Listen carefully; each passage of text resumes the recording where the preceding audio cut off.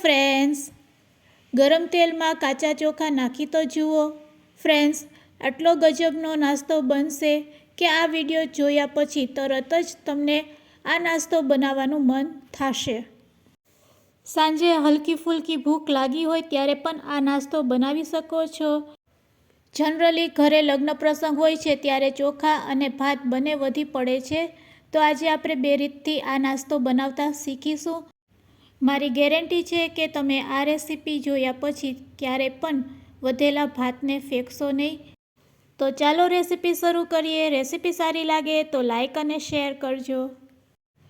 અને જો તમે મારી ચેનલ ઉપર નવા હોય અને મારી ચેનલને હજુ સબસ્ક્રાઈબ ન કરેલ હોય તો સબસ્ક્રાઈબ કરી બાજુનું બેલ બટન દબાવવાનું ભૂલશો નહીં, જેથી કરીને તમને મારા નવા વિડીયોનું નોટિફિકેશન મળતું રહે.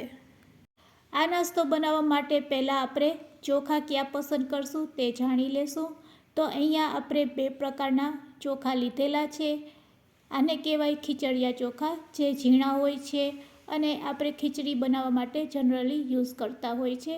અને બીજા છે બાસમતી ચોખા. બાસમતી ચોખા લાંબા હોય છે, મોટા હોય છે અને જનરલી આપણે પુલાવ કે બિરયાની બનાવવા માટે તેનો ઉપયોગ કરતા હોય છે. ચાઇનીઝ રેસીપી બનાવવી હોય ત્યારે પણ આપણે આ જ ચોખાનો ઉપયોગ કરતા હોય છે. તો આજે આપણે બાસમતી ચોખામાંથી આ નાસ્તો બનાવીશું. તો ફ્રેન્ડ્સ, હવે તમે સમજી ગયા હશો કે તમારે કેવા ચોખા પસંદ કરવાના છે. લાંબા અને મોટા આવે છે તે ચોખા આપણે પસંદ કરીશું. તો ઝીણા ચોખા, ખીચડિયા ચોખાને આપણે સાઈડમાં રાખી દઈશું. હવે બાસમતી ચોખાને આપણે આ રીતે નીચે એક પ્લેટ રાખી અને મોટી ગરણીમાં તેને આ રીતે ચારી લેશું. આ રીતે હાથેથી ચારશો એટલે તમને ખ્યાલ આવશે કે ચોખામાં કેટલો બધો ડસ્ટનો ભાગ હોય છે. તો આ રીતે આપણે પહેલાં તેને હાથેથી કરતા જઈશું અને તેને ચારી લેશું, જેથી કરીને આ રીતની ધૂળ, રજ, કણ પણ હોય તે પ્લેટમાં જમા થઈ જશે.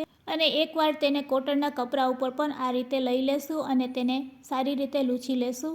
તો હવે કાચા ચોખામાંથી નાસ્તો બનાવવો સહેલો છે. હવે કોઈ પણ પ્રકારની ડસ્ટ કે તેમાં રહેતી નથી. હવે તેને આપણે એક પ્લેટમાં લઈ લેશું.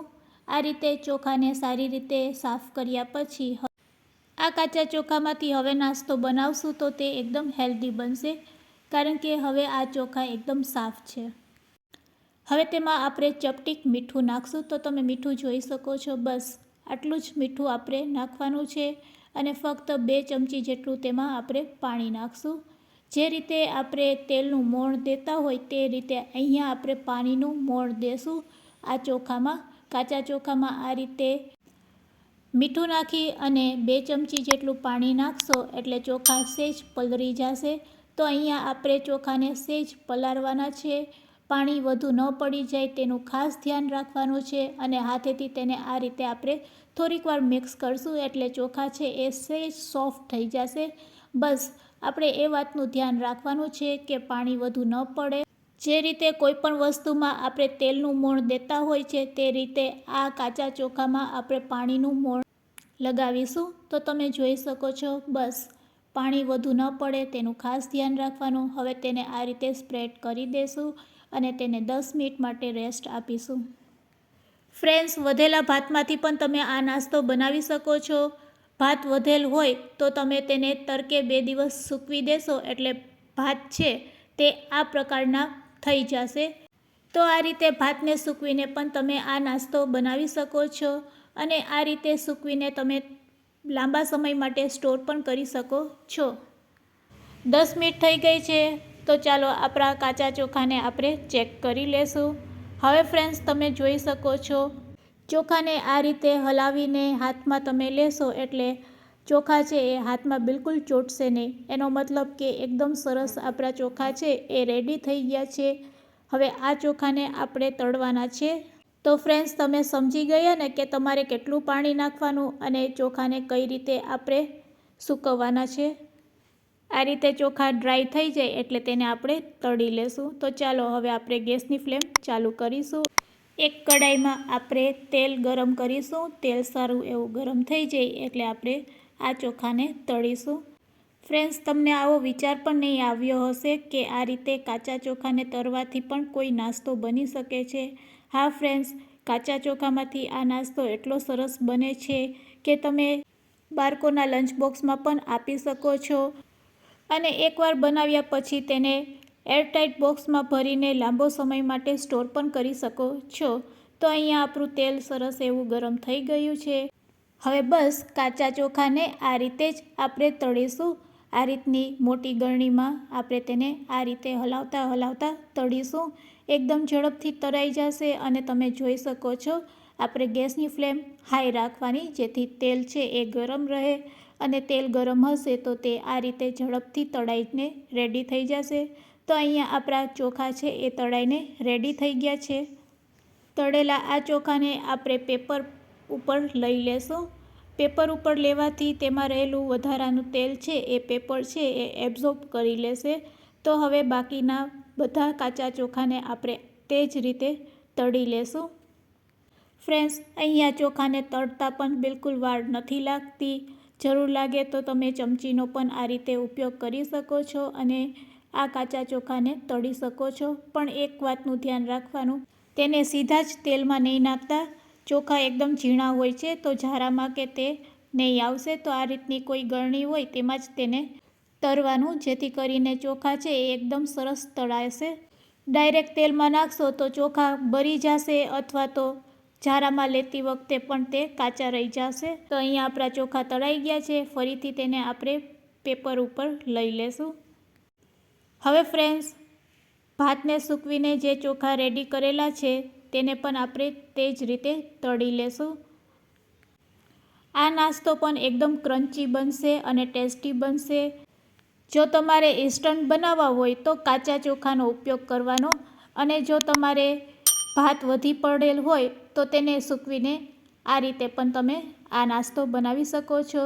તો બે રીતથી તમે આ નાસ્તો બનાવી શકો છો. કાચા ચોખામાંથી અને વધેલા ભાતમાંથી પણ આ નાસ્તો બનાવી શકો છો. તો અહીંયા ચોખા આપણા સરસ તળાઈ ગયા છે. તેને પણ આપણે પેપર ઉપર કાઢી લેશું. હવે તે જ તેલમાં આપણે સિંગદાણાને તળી લેશું.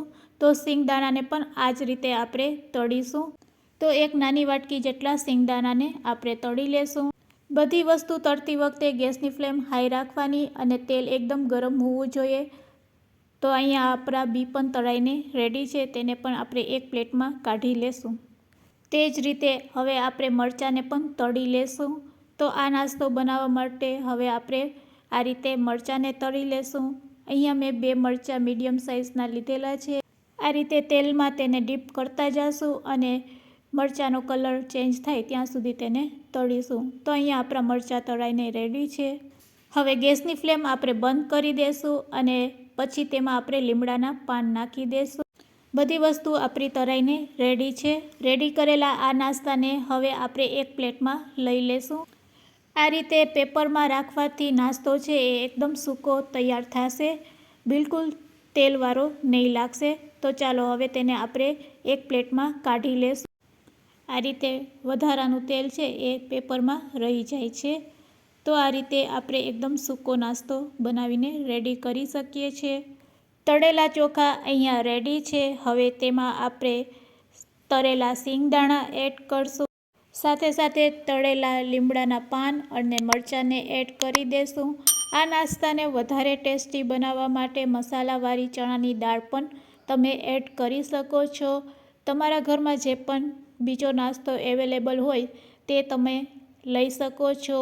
તીખા દાળિયા, સેવ, તો હું એક ચમચી સેવ પણ તેમાં એડ કરું છું. આ નાસ્તો ખાવામાં ખૂબ જ ટેસ્ટી લાગે છે.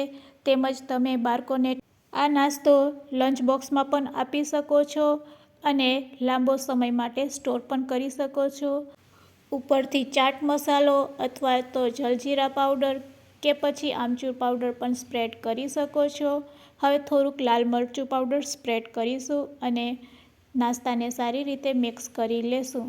તો રેડી છે આપણો નાસ્તો સર્વ કરવા માટે.